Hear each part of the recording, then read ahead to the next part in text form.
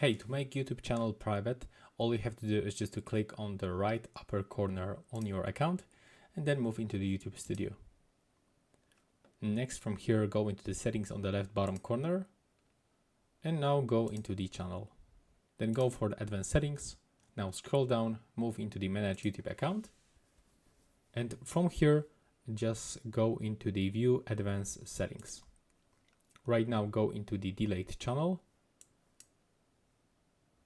And you will have to click, I want to hide my channel. And now, as you can see, this will make our YouTube content and activity private. So we'll have to select this. The following will be made private until we re-enable our channel, and our data on the Google properties will be not removed. And then click to hide my channel.